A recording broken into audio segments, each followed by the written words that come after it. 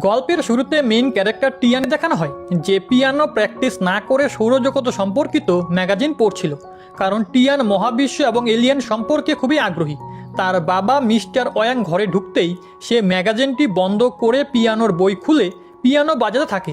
তার বাবা তাকে বলে, তুমি কি টুইঙ্কেল টুইঙ্কেল লিটল স্টার বাজাচ্ছ? সে মাথা নাড়িয়ে হ্যাঁ বলে। তার বাবা রেগে বলে, তোমার লজ্জা করা উচিত, তুমি এখন আর ছোট নও। আমরা বুঝতে পারি তার বাবা তাকে জোরপূর্বক পিয়ানো শিখতে বলে, কিন্তু টিয়ান পিয়ানো শিখতে চায় না, সে চায় মহাবিশ্ব সম্পর্কে জানতে। তখনই ওয়াং ম্যাগাজিনটি দেখতে পায় এবং সেটা ছিঁড়ে জানলা দিয়ে ফেলে দেয়। পরদিন টিয়ানের স্কুল অ্যাসেম্বলির সময় সে অ্যাসেম্বলিতে মনোযোগ না দিয়ে জিলিং নামের একটি মেয়েকে লুকিয়ে লুকিয়ে দেখছিল, কারণ সে জিলিংকে খুবই পছন্দ করে। তখন একজন টিচার তার পাশে দাঁড়াতেই ভুলবশত চল লেগে তার চশমাটা ভেঙে যায়। এরপর ক্লাসের টিয়ান আকাশের দিকে তাকিয়ে কল্পনায় ডুবেছিল। এ দেখে ক্লাস টিচার মিস্টার ডং তাকে ক্লাসে দাঁড়িয়ে থাকতে বলে। স্কুল শেষে টিয়ান এবং তার বন্ধু মাউস বিজ্ঞান মেলায় যায়। সেখানে তাদের স্কুলের সবাই স্টল দিয়েছিল। জিলিং এবং তার বন্ধুরা দিয়েছিল অ্যাস্ট্রোনমি বা গ্রহ নক্ষত্র বিষয়ক স্টল, কিন্তু কেউই অ্যাস্ট্রোনমি সম্পর্কে আগ্রহী ছিল না। মাউস বলে, মহাবিশ্ব, সৌরজগৎ এসব আমি কিছুই বুঝতে পারি না, ব্যাপারগুলো আমার মাথার উপর দিয়ে যায়।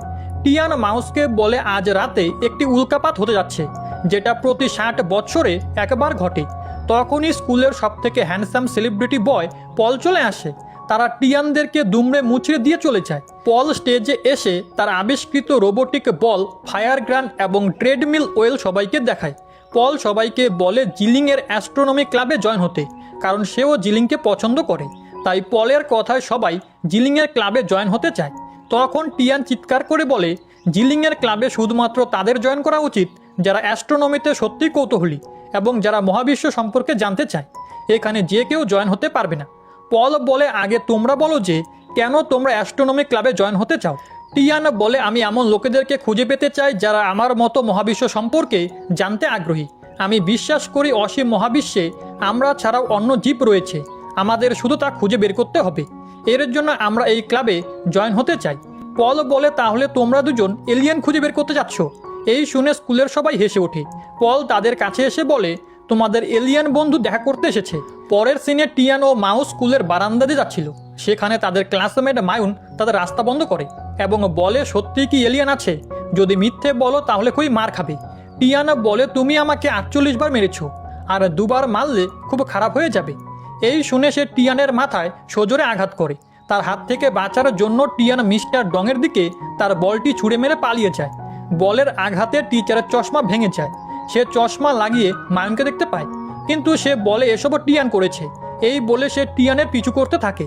তার হাত থেকে বাঁচার জন্য টিয়ান মেয়েদের ড্রেস পরে নেয়, কিন্তু এরপরও সে ধরা পড়ে যায় এবং পালিয়ে বাচ্চাদের অডিটোরিয়ামে ঢুকে পড়ে। তখন বাচ্চাদের প্রেজেন্টেশন চলছিল। টিয়ানের ভাই মোমো একটি ডল প্রেজেন্ট করে। টিয়ানা বলে, তোমার এটা কি, পান্ডা? অডিটোরিয়ামের সকল বাচ্চারা বলে, না, এটা মোটেও পান্ডার মতো দেখতে নয়। টিচার বলে, তাহলে কি এটা কুকুর ছানা? আবারও বাচ্চারা বলে না। টিচার মোমোকে জিজ্ঞেস করে, তুমি বললে এটা আসলে কি? সে মাথা নাড়িয়ে না করে, অর্থাৎ সে এই ডলটার বিষয়ে কিচ্ছু জানে না। টিচার সবাইকে বলে, মোমো ডলটাকে কিনতে চাও? এটা কিনতে হলে তোমাদেরকে 2টো ওনার বিট মোমোকে দিতে হবে।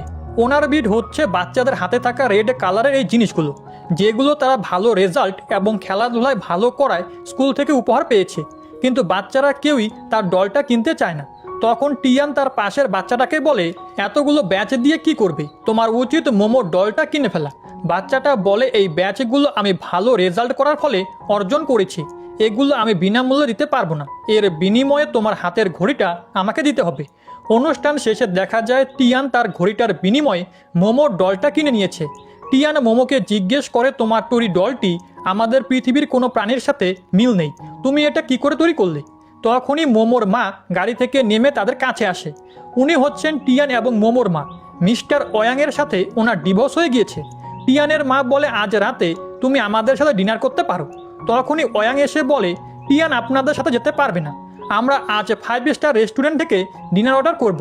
রাস্তা মেরামতের কারণে আমরা আমাদের রোলস রয়েস গাড়িটি আনতে পারিনি, তাই আমরা আজকে অডি R8 গাড়িটি নিয়ে এসেছি। টিয়ান বলে, R8 মানে কি? ওয়াং টিয়ানের মুখ চেপে ধরে বলে, তুমি এখন বড় হয়েছো, তাই তোমার পকেট মানি বাড়িয়ে $2000 করে দিয়েছি। আর তুমি ডিনারে আজ কি খেতে চাও? হাঙরের পাখনা নাকি অস্ট্রেলিয়ান লবস্টার? এই বলে সে তাকে তার মায়ের সামন থেকে বাড়ি নিয়ে আসে। আসলে মিস্টার ওয়াংয়ের কোনো দামি গাড়ি নেই। সে টিয়ানের মায়ের সামনে ফ্লেক্স করছিল এবং টিয়ানকে দেওয়া টাকাটাও সে ফিরিয়ে নেয়, যেটা টিয়ান ডলের মধ্যে লুকিয়ে রেখেছিল। সে ডিনারে প্রতিদিনের মতো সাধারণ খাবার তৈরি করে। টিয়ান জিজ্ঞেস করে অস্ট্রেলিয়ান লবস্টার ও হাঙরের পাখনা কোথায়। ওয়াং বলে এগুলো স্বাস্থ্যের জন্য ভালো নয় এবং তুমি যদি এখনো পিয়ানো প্র্যাকটিস করো তাহলে তোমাকে 20 টাকা দেওয়া হবে। সে বলে আজ রাতে উল্কাপাত হবে, তা নিয়ে জিওগ্রাফি ক্লাসের জন্য অ্যাসাইনমেন্ট করতে হবে, তাই আমি প্র্যাকটিস করতে পারবো না। তখন তার বাবা জিওগ্রাফি টিচারকে ফোন করতে নেয়। সে তার বাবাকে ফোন করতে মানা করে এবং পিয়ানো প্র্যাকটিস করতে রুমে চলে আসে। ওয়াং তাকে বলে 30 মিনিট মোজার্ট নামক মিউজিকটি প্র্যাকটিস করো, কিন্তু টিয়ান রুমের জানালা দিয়ে উল্কাপাত খুঁজতে থাকে। ওয়াং লিভিং রুম থেকে বলে 5 মিনিটের মধ্যে মিউজিক শুরু করো। টিয়ান পিয়ানো বাজাতে শুরু করতেই আকাশ থেকে উল্কাপাত হয় আর সে লক্ষ্য করে ডলটি নড়ে উঠেছে, কিন্তু সে এটাকে মনের ভুল ভেবে আবারও পিয়ানো বাজানো শুরু করে। তখন শব্দ শুনে পিছনে তাকালে কোথাও ডলটিকে দেখতে পায় না। সামনে তাকাতেই দেখে ডলটি তার মুখের সামনে বসে রয়েছে। টিয়ানা ভয়ে তাকে নিচে ফেলে মারতে থাকে। চিৎকার শুনে তার বাবা চলে আসে। টিয়ানা বলে একটু আগে ডলটি নড়াচড়া করছিল। তার বাবা বলে তোমার এসব অভিনয় পৃথিবীর কেউ বিশ্বাস করবে না। সে তাকে পিয়ানো প্র্যাকটিস করতে বলে চলে যায়। তিনি যাওয়ার পর টিয়ান লক্ষ্য করে ডলটি তার দিকে তাকিয়ে রয়েছে। এই দেখে সে ডলটিকে লাঠি দিয়ে মারতে গিয়ে রুমের সবকিছু এলোমেলো করে ফেলে। উল্টো ডলটাই তাকে ভয় দেখিয়ে তাড়া করে। সে চিৎকার করে দরজা খুলতেই তার বাবাকে দেখে। তার বাবাকে এসব কিছু বলতে যাবে তখনই পিছনে তাকিয়ে দেখে ডলটি নিচে পড়ে রয়েছে। ওয়াং ভাবে টিয়ান পিয়ানো প্র্যাকটিস না করার জন্যই এসব নাটক করছে, তাই সে ঝাড়ু নিয়ে তাকে মারতে আসে। টিয়ান দরজা বন্ধ করে ভিতরে বসে থাকে। তার বাবা বলে 1 থেকে 3 পর্যন্ত গুনবো, এর মধ্যেই বাজানো শুরু করবে। কিন্তু টিয়ান তখনও চুপচাপ বসেছিল। সে 3 পর্যন্ত গুনার আগেই ডলটি সেই মোজার্ট নামক মিউজিকটি বাজাতে শুরু করে। টিয়ান একদম হতবাক হয়ে যায় এবং তার বাবা প্রচণ্ড খুশি হয়ে ড্রিঙ্কস করতে শুরু করে। ডলের ম্যাজিক্যাল পাওয়ারের কারণে রুমের সবকিছু অদ্ভুতভাবে ঘুরপাক খেতে থাকে। পিয়ানো বাজানো শেষে ডলকে জিজ্ঞেস করে তুমি আসলে কে? ডল বলে আমি আলফা 18 নামক এক গ্রহ থেকে এসেছি। আমি হচ্ছে একটি এনার্জি বা শক্তির উৎস, এর জন্য আমি এই ডলের মধ্যে ঢুকতে পেরেছি। টিয়ানা বলে তুমি কি এলিয়েন? ডল বলে আমার কাছে তুমিও একজন এলিয়েন। এরপরে সে আয়নার কাছে গিয়ে নিজেকে দেখে এবং বিভিন্ন অঙ্গভঙ্গি করে তার নতুন বডিকে দেখতে থাকে। টিয়ান তাকে জিজ্ঞেস করে তোমার নাম কি? সে তার ভাষায় অনেক লম্বা একটি নাম টিয়ানকে বলে, তাই টিয়ান তার শর্টকাট নাম দেয় মোজার্ট। সে ম্যাজিকের সাহায্যে ঘরের বইগুলো পাখির মতো উড়াতে থাকে। জানালার বাইরে অনেকগুলো বই শূন্যে ভাসিয়ে টিয়ানকে উঠতে বলে। টিয়ানও উঠে পড়ে। তখন মোজার্টের চুল ভাসতে দেখে টিয়ান তার চুলগুলো ধরে আর সঙ্গে সঙ্গে তারা নিচে পড়তে থাকে। মোজার্ট শেষ মুহূর্তে তাকে বাঁচিয়ে নেয় আর বলে কখনো আমার চুল ধরবে না। এরপর টিয়ান যখন ঘুমিয়ে পড়ে তখন মোজার্ট টিয়ানের ঘড়িটি পরে নেয় এবং সে আকাশে একটি ম্যাজিক করে। তখন তার ঘড়িতে লেখা আসে মিশন 7% কমপ্লিট হয়েছে আর মাত্র 66 দিন বাকি আছে। এই বিষয়টা গল্পের শেষে আমরা ভালো করে বুঝতে পারবো। সকালে টিয়ান ব্রেকফাস্ট করার সময় মোজার্টের কথা মনে পড়ে, তাই সে রুমে চলে এসে মোজার্টকে খুঁজতে থাকে। সে তাকে আলমারিতে খুঁজে পায়। সে বলে আমি স্কুলে যাচ্ছি, তুমি এখানেই থাকবে। মোজার্ট বলে আমিও স্কুলে যাব। তখনই তার বাবা চলে আসে এবং সে স্কুলের উদ্দেশ্যে বেরিয়ে পড়ে। বাসের মধ্যে সে তার ব্যাগ খুলে দেখে মোজার্ট তার ব্যাগের মধ্যে ঢুকেছিল। বাস থেকে নেমে সে যখন স্কুলের দিকে হেঁটে যাচ্ছিল তখন ব্যাগের মধ্য থেকে মোজার্ট বলে আমাকে বের করে দাও, তা না হলে তোমার যদি কোনো বিপদ হয় তাহলে আমি তোমাকে কিভাবে সাহায্য করব। টিয়ানা বলে চুপচাপ ব্যাগে বসে থাকো। এরপরে ক্লাসে মিস্টার ডং টিয়ানকে অমনোযোগী হওয়ার কারণে দাঁড়াতে বলে এবং তার বেঞ্চে মেরে জিজ্ঞেস করে তুমি এত কেন অমনোযোগী? আর সেই বেঞ্চের নিচেই ছিল মোজার্ট। সে কানে ব্যথা পাওয়ার কারণে নড়তে থাকে। বিষয়টা মাউস লক্ষ্য করে। ক্লাস শেষে মাউস টিয়ানকে জিজ্ঞেস করে তুমি কি লুকাচ্ছ আমার থেকে? তখন সে মোজার্টকে ব্যাগ থেকে বের করে দেখায়। মাউস বলে এটা তো একটা ডল। টিয়ানা বলে এটা এলিয়েন, এটাই নড়াচড়া করছিল। মাউস রেগে গিয়ে ডলটাকে নিচে ফেলে দেয়। তখন মোজার্ট লাফ দিয়ে উঠে দাঁড়ায়। তা দেখে মাউস ভয় পেয়ে টিয়ানের কোলে উঠে পড়ে। টিয়ান মোজার্টকে বলে এ হচ্ছে আমার বন্ধু মাউস এবং মাউসকে বলে এ হচ্ছে ভিন্ন গ্রহের এলিয়েন এবং আমার বন্ধু মোজার্ট। তখনই মাউন এসে বলে কোথায় এলিয়েন? তারা মোজার্টকে দেখায়, কিন্তু মোজার্ট চুপচাপ পড়েছিল। এই দেখে মাউন রেগে গিয়ে বলে আমার সাথে মজা করছো তাই না? এই বলে সে আবারও তার মাথায় আঘাত করে। তখনই মোজার্ট ম্যাজিকের সাহায্যে মাউনকে মেয়ে বানিয়ে দেয় আর সে লজ্জায় পালিয়ে যায়। এরপরে মাউস মোজার্টের কাছে একটি উইশ করে, তা হলো কিছুক্ষণ পরে পলদের সাথে তাদের একটি ফুটবল ম্যাচ আছে। তারা যেন সেই ম্যাচটা পলদেরকে হারাতে পারে। এর পরের সিনে আমাদেরকে ওদের স্কুলের একটি সুন্দর ফুটবল মাঠে দেখানো হয়, যেখানে পলদের টিম টিয়ানদের দেখে হাসছিল, কারণ তাদের টিমের সবাই দেখতে খুবই হাস্যকর ছিল। খেলার শুরুতেই বল মাউসের কাছে আসে। সে মোজাদের দিকে তাকায়। মোজাটা তাকে কিক করতে বলে। পল মাউসকে বলে, তুমি স্বপ্নে ভেবো না যে এখান থেকেই গোল করে দিবে। তখন মাউস কিক করে। বলটা কিছু দূর গিয়ে থেমে যায়। তা দেখে পলের টিমের সবাই হাসতে থাকে। পলের টিমের গোলকিপার হাসতে হাসতে পিছনে তাকিয়ে দেখে গোল হয়ে গিয়েছে। এই দেখে সবাই হতবাক হয়ে যায়। মাউস যেভাবেই কিক করে না কেন প্রত্যেকটাই গোল হয়ে যায়। তারা সবাই বলের পিছনে পিছনে দৌড়াতে থাকে। মাউস কিক করলে পরে বলটা তাদের সবাইকে মেরে দিয়ে গোল হয়ে যায়। এভাবে মাউস একাই 26টা গোল করে, কিন্তু এরপরও মেয়েরা মাউসকে পাত্তা দেয় না। 26টা গোল খাওয়ার পরও সবাই পলকে নিয়ে উদযাপন করতে থাকে। এই দেখে মাউস পুরো হতাশ হয়ে যায়। এরপর স্কুলের বারান্দা থেকে টিয়ান জিলিংকে দেখছিল। মাউস এবং মোজাট বুঝতে পারে যে টিয়ান জিলিংয়ের প্রেমে পড়েছে। তখন পল তাকে ফুল দিয়ে প্রপোজ করে। বিষয়টা তারা উপর থেকে দেখতে পায়। মাউস মোজাটকে বলে, এখনই তোমার পাওয়ার দেখাও। মোজাট তার ম্যাজিক দিয়ে পলের নকল চুল ও প্যান্ট খুলে নেয়। এতে সে লজ্জায় পালিয়ে যায়। তার এই অবস্থা দেখে জিলিং হাসতে থাকে। সে ওপরে তাকাতেই তারা লুকিয়ে পড়ে। এরপর তারা তিনজন পলকে উচিত শিক্ষা দিতে পেরে খুশিতে নাচানাচি করছিল। হঠাৎ করে তারা পিছনে তাকাতেই জিলিংকে দেখতে পায়। সে মোজাটকে দেখে জিজ্ঞেস করে, ওই সব কিছু এই ডলটা করেছে তাই না? মাউস বলে, না, আমি করেছি। আমি একজন এলিয়েন, আমি অন্য গ্রহ থেকে এসেছি। কিন্তু তার এই অভিনয় দেখে জিলিং রেগে যায়। তখন টিয়ান মোজাটকে বলে, আর অভিনয় করতে হবে না। তারা জিলিংকে বলে, এসব কিছু টিচারকে বলো না। জিলিংয়ে বলে, আমাকে যদি ম্যাজিকের মাধ্যমে ওয়াচ টাওয়ারের ওপরে নিয়ে যাও তাহলে কাউকে কিচ্ছু বলবো না। পরের সিনে মাউন্টকে একটি বিল্ডিংয়ের সামনে দেখানো হয়। সে রেডিওতে কিছু একটা শুনছিল। সে ওই বিল্ডিংয়ের কাছে আসতেই তার এক বন্ধু তাকে ভিতরে নিয়ে যায়। সেখানে এক বক্তা বলে, আমাদের মধ্যে উপস্থিত রয়েছেন ভিন গ্রহের এক রাজকুমারী আস্টার, যার বয়স 24,000 বছর। সে বলে, আজ আমাদের মধ্যে এক নতুন বন্ধু যুক্ত হয়েছে। তখন সবাই মায়ুনকে ওয়েলকাম জানায়। তার বন্ধু বলে, মায়ুন 40 টাকা এন্ট্রি ফি দিয়ে আমাদের সাথে যুক্ত হয়েছে। আস্টার বলে, তুমি কোন গ্রহ থেকে এসেছো? তোমাকে কিভাবে সাহায্য করতে পারি? অন্যদিকে তারা সেই লাইট হাউসের নিচে চলে আসে। টিয়ান মোজাটকে জিজ্ঞেস করে, এখানে কি করে ওঠা যাবে? সে বলে, সুন্দর একটি মিউজিক প্লে করো। আর মিউজিক শোনার সাথে সাথেই সে পুরো লাইট হাউসের পাশে ম্যাজিক্যাল সিঁড়ি তৈরি করে। জিলিং টিয়ানের হাত ধরে সেই ম্যাজিক্যাল সিঁড়ির মাধ্যমে উপরে ওঠে এবং বলে, আমার বাবার কাজের কারণে প্রতি 2 বছর পর পর আমাদেরকে শহর পরিবর্তন করতে হয়। আগে যে শহরে ছিলাম আমি সেই শহরটি ঘুরে দেখার সুযোগও পাইনি। গত বছর যখন আমি এই স্কুলে আসি আমার স্বপ্ন ছিল এইখানে উঠে শহরটিকে দেখব। টিয়ানা বলে, তুমি কি খুব শীঘ্রই এই শহর ছেড়ে চলে যাবে? জিলিংয়ে বলে, হয়তোবা চলে যেতে হবে। পরের সিনে অয়াংকে দেখানো হয়। ফোনে কথা বলছিল। তখনই পিয়ানোর আওয়াজে শুনে টিয়ানার রুমের জানলা খুলে বলে, তুমি খুব সুন্দর প্লে করছো, তাই পুরস্কার হিসেবে 30 মিনিট বিশ্রাম করতে পারো। কিছুক্ষণ পর সে আবারও এসে বলে, ডল নিয়ে খেলার মতো বয়স তোমার নেই।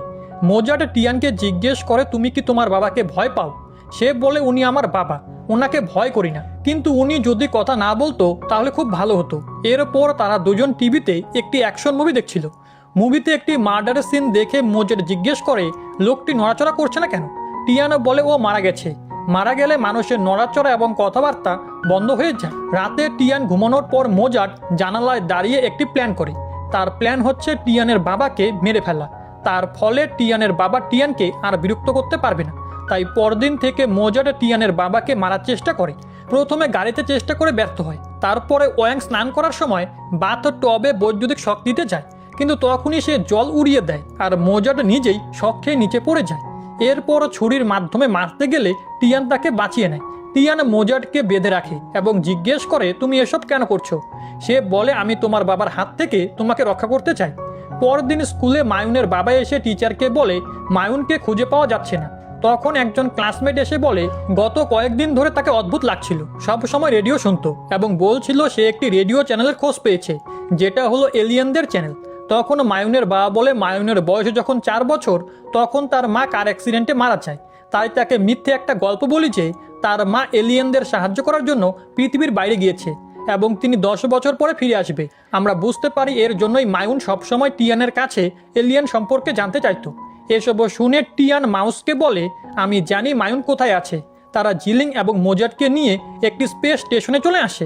মায়ুনকে দেখে অনেক ওপরে বসে রয়েছে। তারা বুঝতে পারে মায়ুন তাদের কথায় নামবে না, তাই তারা মোজাটকে সাহায্য করতে বলে। মোজাট উড়ে মায়ুনের সামনে চলে আসে এবং বলে, আমি এলিয়েন, মায়ুন বলে তোমাকে দেখতে এলিয়েনদের মতো লাগছে না। আমার মা কোথায়? 10 বছর হয়ে গিয়েছে, আর আজকের দিন তার পৃথিবীতে ফিরে আসার কথা ছিল। মোজাট বলে তোমার মা আমাদের গ্রহে একটি গুরুত্বপূর্ণ কনস্ট্রাকশন প্রজেক্টে কাজ করছে, এর জন্য তার আসতে লেট হবে। তোমার মা বলেছে ভালো মতো পড়াশোনা করতে হবে, বাবার খেয়াল রাখতে হবে, এবং তোমার ক্লাসমেট টিয়ানকে মারবে না, তাদের সাথে বন্ধুত্ব করে নিবে।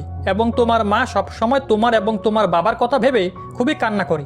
তখন মায়ুন তাকে বলে আমার এই মেডেল এবং চিঠিগুলো মায়ের কাছে পৌঁছে দিও, তাকে বলবে আমি ভালোভাবে পড়াশোনা করব আর অনেকগুলো মেডেলও জিতবো। সে মোজাটের হাতে ওইগুলো দিতে গিয়ে স্লিপ করে সেখান থেকে পড়ে যাচ্ছিল, কিন্তু মোজাট তাকে বাঁচিয়ে নেয়। তখন রাজকুমারী আস্টারের লোকজন তাদের এই সব কিছু রেকর্ড করে রাখে। এরপর মায়ুনের বাবা সেখানে চলে আসে।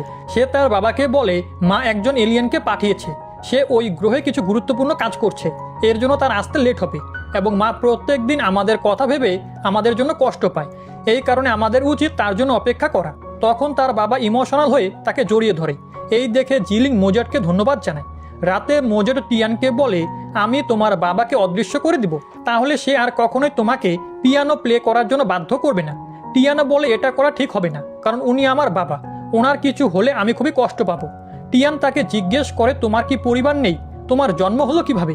সে বলে আমার জন্ম হয়েছে মাটি থেকে, যেভাবে আলু জন্ম হয় ঠিক সেভাবে। এরপর মোজাট মনে মনে ভাবে টিয়ানের বাবা আছে, মায়ুনেরও বাবা আছে, কিন্তু তার কোনো বাবা নেই। তাই সে টিয়ানকে বলে তুমি কি আমার বাবা হবে? আমি কি তোমার ফ্যামিলির মেম্বার হতে পারি? টিয়ানা বলে উল্টো পাল্টা কথা না বলে চুপচাপ শুয়ে থাকো।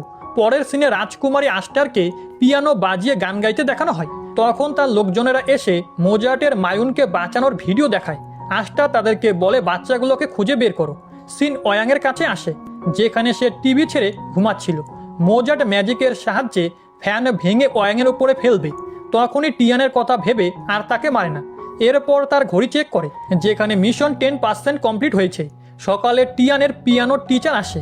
তার বাবা বলে তোমার টিচারকে মোজাট নামক সেই মিউজিকটি প্লে করে শোনাও। যেহেতু সেই মিউজিকটি তার ডল বাজিয়েছিল, তাই সে খুবই বাজেভাবে টুইঙ্কেল টুইঙ্কেল লিটল স্টার বাজাতে শুরু করে, যা শুনে টিচার রেগে চলে যায়। এতে তার বাবা প্রচণ্ড ক্ষেপে গিয়েছিল। সে বলে তোমার আরও বেশি প্র্যাকটিস করতে হবে, আজ থেকে তোমার সমস্ত বিনোদন বন্ধ। তখন টিয়ানো বলে আমি পিয়ানো বাজাতে চাই না, আমার স্বপ্ন হচ্ছে মহাকাশ সম্পর্কে জানা, এলিয়েনদের নিয়ে গবেষণা করা। এরপর তার বাবা বলে তুমি এই বছরের পিয়ানো কম্পিটিশনের ফাইনাল পর্যন্ত যেতে পারলে তোমার মনের ইচ্ছা অবশ্যই পূরণ হবে। এরপর থেকে তোমাকে আর পিয়ানো প্র্যাকটিস করতে হবে না।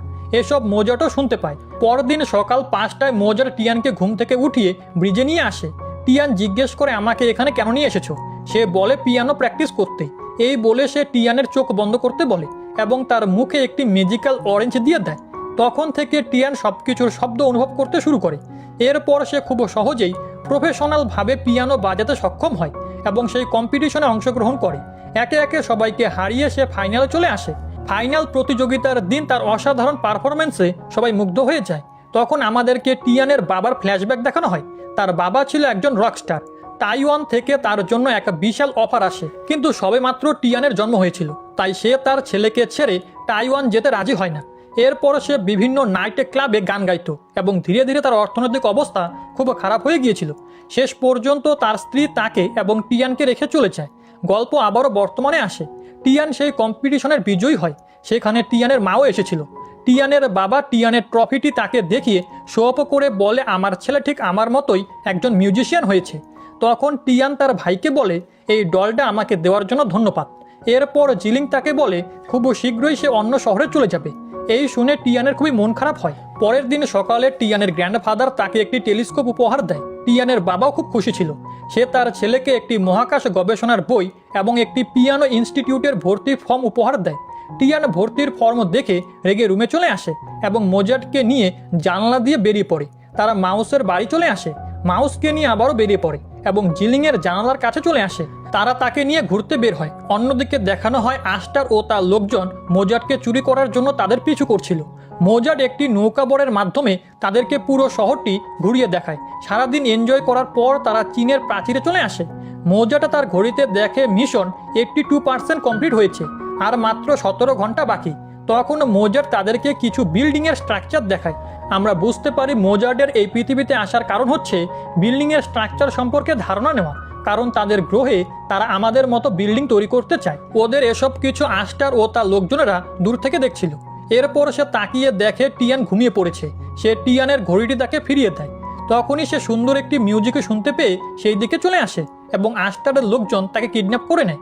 এরপর সকালে তারা ঘুম থেকে উঠে দেখে তাদের গার্জিয়ান তাদেরকে খুঁজতে খুঁজতে এইখানে চলে এসেছে। সে মোজার্টকে দেখতে পায় না, মন খারাপ করে বাড়ি চলে আসে। টিয়ান ঘড়িতে দেখতে পায় মোজার্টের এনার্জি একদম লো হয়ে গিয়েছে এবং আর মাত্র 7 ঘন্টা বাকি আছে। বুঝতে পারে 7 ঘন্টা পর মোজার্ট তার গ্রহে ফিরে যাবে। তাই সে মাউসকে ফোন করে আসতে বলে। বেরোনোর সময় তার বাবাকে বলে সে মোজার্টকে বাঁচাতে যাচ্ছে। তখন তার বাবা বুঝতে পারে সেই ডলটি আসলে একটি এলিয়েন ছিল। তখন জিলিংকে দেখানো হয় সে অন্য শহরে যাওয়ার উদ্দেশ্যে তার বাবার সাথে এয়ারপোর্টে এসেছিল। পলও সেখানে এসেছিল তাকে বিদায় জানাতে। টিয়ান তাকে মেসেজ করে মায়ুনের বাড়িতে আসতে বলে। জিলিং তার বাবাকে বলে আমার স্কুলের বন্ধুদের আমার সাহায্যের প্রয়োজন। এই বলে সে এয়ারপোর্ট থেকে বেরিয়ে যায়। অন্যদিকে টিয়ান ও মাউস মায়ুনের বাড়ি চলে আসে। মায়ুন তাদেরকে বলে সে জানে রাজকুমারী আস্টার এবং তার লোকজন মোজার্টকে কিডন্যাপ করে নিয়েছে। তখন জিলিং পলকে নিয়ে সেখানে চলে আসে। তারা সবাই মোজার্টকে বাঁচাতে বেরিয়ে পড়ে। অন্যদিকে আস্টার সবাইকে বলে এই এলিয়ানটাকে পুড়িয়ে খেয়ে নিলে তোমরা সবাই সুপার পাওয়ার পেয়ে যাবে। ঠিক তখনই টিয়ান ও তার বন্ধুরা সেখানে এসে পলের আবিষ্কৃত রোবোটিক বল, ফায়ার গান এবং ট্রেডমিল অয়েল দিয়ে তাদেরকে জব্দ করে ফেলে। কিন্তু আস্টার মোজার্টকে নিয়ে পালিয়ে যায়। টিয়ান তার পিছু করে, কিন্তু আস্টারের বডিগার্ড টিয়ানকে মারতে শুরু করে। সেই সময় অয়াং চলে আসে, বডিগার্ডদের হাত থেকে টিয়ানকে বাঁচিয়ে নেয় এবং বলে যাও মোজার্টকে বাঁচাও। অপরদিকে আস্টার মোজার্টকে পুড়িয়ে মারার জন্য আগুন জ্বালায় এবং সে তাকে সবকিছু বলতে থাকে। আমরা বুঝতে পারি আস্টার একজন ধোঁকাবাজ। সে মানুষদের উল্টোপাল্টা বুঝিয়ে তাদের কাছ থেকে টাকা হাতিয়ে নেয়। কিন্তু মোজার্টকে দেখার পর মানুষ তার কথা বিশ্বাস করছিল না, তাই সে এখন মোজার্টকে মেরে ফেলতে চায়। তখনই টিয়ান এসে তাকে থামিয়ে দেয়। টিয়ান এবং তার বাবা আস্টারকে রিকোয়েস্ট করতে থাকে। তারা বলে এ নির্দোষ, একে ছেড়ে দাও। তখন অয়াং তার ছেলেকে বলে আমি বুঝতে পেরেছি তুমি পিয়ানো কম্পিটিশন জেতার জন্য মোজার্টের সাহায্য নিয়েছো, কিন্তু পিয়ানোর প্রতি তোমার কোনো ভালোবাসা নেই। তাই আমি তোমাকে পিয়ানিস্ট হতে বাধ্য করব না, তুমি সেটাই করবে যেটা তুমি ভালোবাসো। তখন টিয়ানের ঘড়িতে সিগন্যাল আসে মিশন 100% কমপ্লিট। তখনই আস্টার মোজার্টকে আগুনে ফেলতে যায়। টিয়ানের মনে পড়ে মোজার্ট বলেছিল মিউজিক, পেন্টিং অথবা কবিতার মতো শিল্প থেকে সে এনার্জি গ্রহণ করে। তাই টিয়ান গান গাইতে শুরু করে, কিন্তু তাকে থামিয়ে আস্টার মোজার্টকে আগুনে ফেলে দেয়। তখনই মোজার্ট কিছুটা এনার্জি পেয়ে যায়। সে আগুনের মধ্য থেকে উঠে আসে এবং আস্টারের গায়ে আগুন লাগিয়ে দেয়। মোজার্ট অনেক বেশি আহত হয়ে গিয়েছিল। সে টিয়ানকে বলে আমার মিশন কমপ্লিট হয়ে গিয়েছে, আমাকে বাড়ি ফিরে যেতে হবে। কিন্তু টিয়ান তাকে কিছুতেই যেতে দিবে না। মোজার্ট তাকে প্রমিস করে বলে হয়তো বা কোনো না কোনো একদিন কোনো না কোনো একটা জায়গায় আমাদের আবারও দেখা হবে, কিন্তু তার আগে আমাকে বলো এখন থেকে আমিও তোমাদের ফ্যামিলির একজন। টিয়ানা বলে তুমি আমাদের পরিবারের চেয়েও বেশি কিছু। এরপর মোজার্ট তার গ্রহের উদ্দেশ্যে চলে যায়। সবাই আকাশের দিকে তাকিয়ে থাকে। তখন মাউস জিজ্ঞেস করে আমরা এখানে কেন, অর্থাৎ মোজার্ট যাওয়ার আগে সবার স্মৃতি মুছে দিয়ে চলে গেছে। এরপর একদিন টিয়ান তার বাবার সাথে বাইরে বের হয়। তখন সে একটি দোকানে সেই ডলটি দেখতে পায়। ডলটির দিকে সে অবাক দৃষ্টিতে তাকিয়ে থাকে। আর এর সাথে এই মুভিটির এখানে সমাপ্তি ঘটে।